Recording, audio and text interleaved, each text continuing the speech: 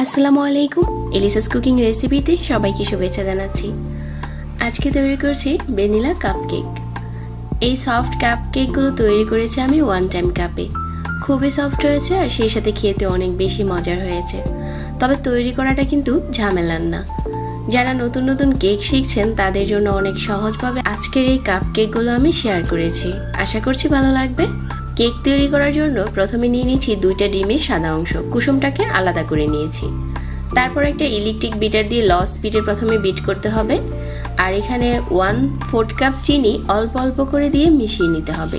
চিনিটা একবারে দেওয়া যাবে না, অল্প অল্প করে দিতে হবে আর বিট করতে থাকতে হবে।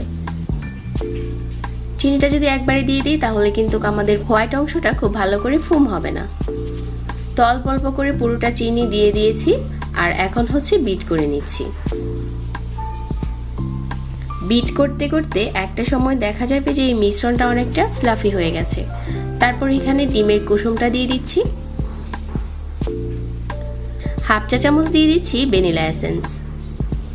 আবারও লো স্পিডে বিট করে নিচ্ছি 30 সেকেন্ডের মতো, এর থেকে বেশি না। কুসুমটা দেওয়ার পর আর বেশি সময় ধরে বিট করা যাবে না। এখন বিট করা বন্ধ করে দিয়েছি। এখন মিশিয়ে নিচ্ছি শুকনো উপকরণগুলো। হাফ কাপ নিয়ে নিচ্ছি ময়দা, 1 টেবিল চামচ পাউডার মিল্ক, হাফ চা চামচ বেকিং পাউডার। এই শুকনো উপকরণগুলো অল্প অল্প করে চেলে মিশিয়ে নিতে হবে আর একটা সাইড থেকে ঘুরিয়ে ঘুরিয়ে মেশাতে হবে। আমি এই ময়দার মিশ্রণটা 3 বারে মিশিয়ে নিচ্ছি আর একই সাইড থেকে ঘুরিয়ে ঘুরিয়ে মিশিয়ে নিচ্ছি। অল্প অল্প করে মেশাতে হবে হালকা হাতে। যখন মেশানো হয়ে যাবে তারপর খুব স্মুথ একটা মিশ্রণ তৈরি হয়ে যাবে। তো আমি আজকে 2টা ডিমের সাথে হাফ কাপ ময়দা নিয়েছি। এই মাপটা আপনারা অবশ্যই ঠিক রাখবেন, তাহলে আপনাদের কেকটাও সফট হবে। আজকের কেকগুলো তৈরি করেছি আমি এরকম। আমি 3টার মতো কাপ নিয়েছি। তারপর কেকের মিশ্রণটা দিয়ে দিচ্ছি।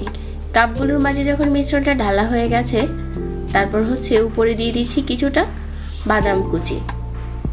এটা অপশনাল, কেউ চাইলে বাদ দিতে পারেন, তবে বাদাম কুচিটা দিলে দেখতে একটু সুন্দর লাগে, সেই সাথে খেতেও ভালো লাগে।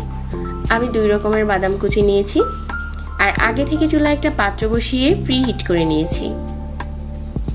এখন এই কাপগুলো বসিয়ে দিচ্ছি। চুলার আঁচটাকে লো মিডিয়ামের মাঝামাঝি রেখে 20 থেকে 25 মিনিট বেক করলে আমাদের কেক তৈরি হয়ে যাবে।